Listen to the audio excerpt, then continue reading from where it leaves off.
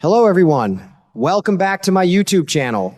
I'll tell you, the more I watch General Hospital these days, the more I feel like Sonny Corinthos is walking straight into the kind of trouble that everyone else can see coming except the person headed toward it. When I read these latest spoilers, the first thing that crossed my mind was that Sidwell may have finally found the perfect way to strike back.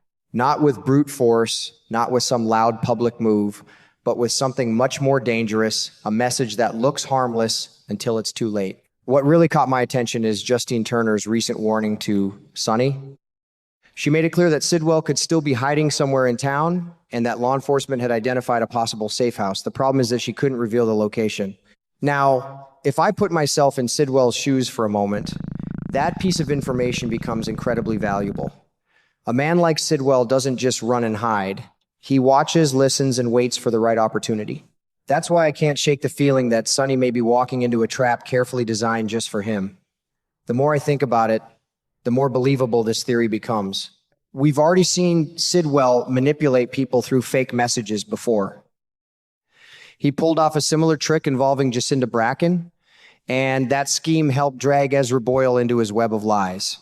Around here, as folks in America like to say, once is an accident, twice is a pattern. Sidwell has already proven that deception is one of his favorite weapons. Why wouldn't he use the same strategy again if it worked so well the first time? What makes this possibility even more alarming is Justine's connection to Sonny. You don't have to be a detective to notice the chemistry between them. Every time they share a scene, there is a level of trust and understanding that stands out. Whether they officially call it a relationship or not doesn't really matter. The important thing is that Sonny trusts her. And trust can be a dangerous weakness when the wrong person is watching. That's exactly why I think Justine could become an unwilling pawn in this whole mess. If Sidwell knows about their growing bond, all he has to do is send a convincing message that appears to come from her. Sonny would likely believe it without much hesitation. In fact, I can easily imagine Sonny rushing to a meeting point because he thinks Justine has discovered something critical about Sidwell's location. Instead of finding answers, he could find himself surrounded by danger before he even realizes what's happening. What fascinates me most is that Sonny probably believes he's the one setting the trap. That's the irony here. He wants to be the hunter, but Sidwell may already be positioning him as the prey. Those are the kinds of storylines that always keep me glued to the screen because they remind us that confidence can sometimes be more dangerous than fear. The moment someone believes they have everything under control is often the moment everything starts falling apart. And if this confrontation does happen, I wouldn't be surprised if it unfolds somewhere unexpected, perhaps even at Ava's gallery. There's been so much tension building between these characters that it feels like the story is heading toward a major explosion.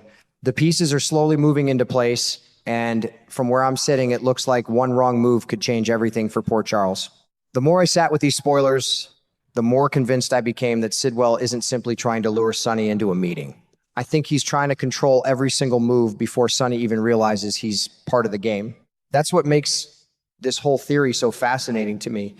A man like Sidwell doesn't need an army if he can manipulate people's trust.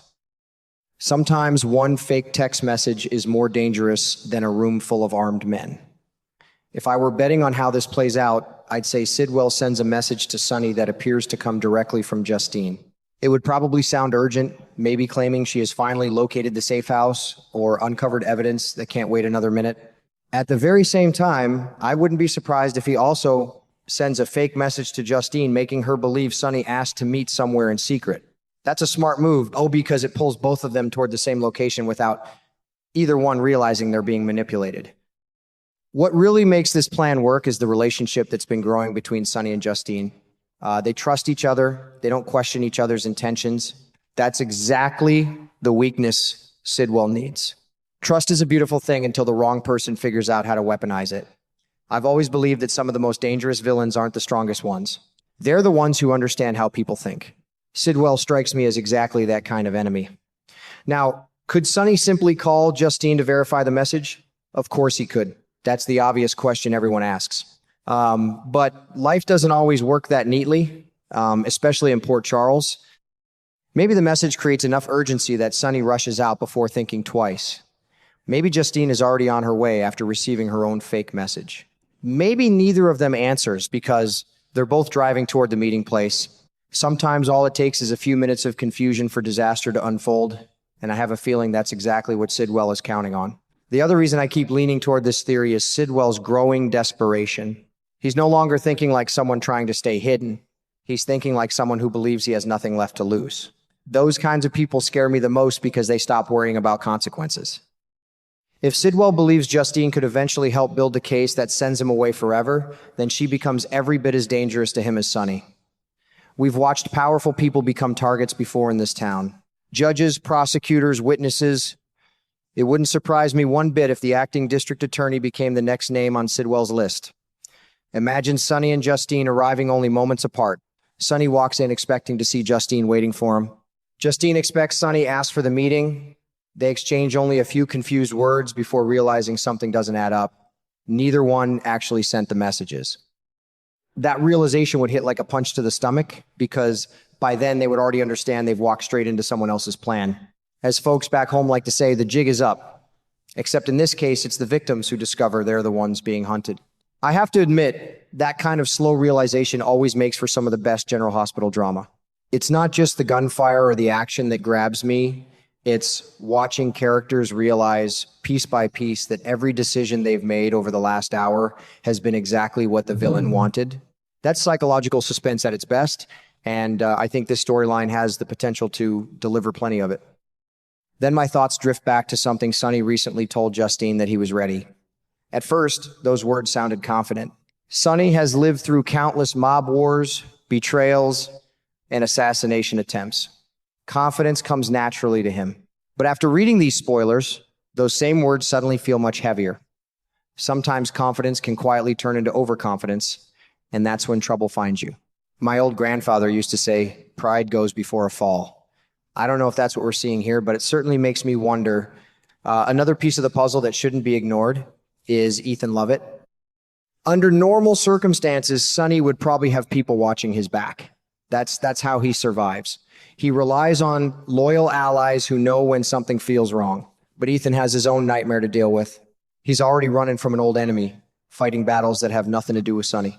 If Ethan is distracted or forced into hiding, Sonny could lose one of the few people capable of helping him before the trap is sprung.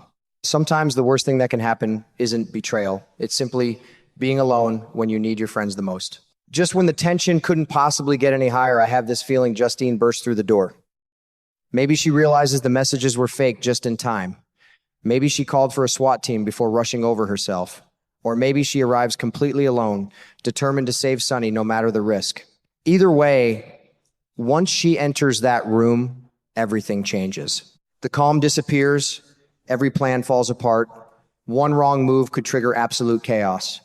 If you ask me, this isn't just another showdown between Sonny and one of his enemies. It feels much more personal than that. It's about trust, deception, love, grief, and the terrible choices people make when revenge becomes more important than justice. That's why I think this confrontation could become one of the biggest turning points of the summer. Whether Sonny walks away or not, I don't believe anyone involved will leave that room unchanged. And somehow I have a feeling that when the dust finally settles, Port Charles will be mourning far more than anyone expects today.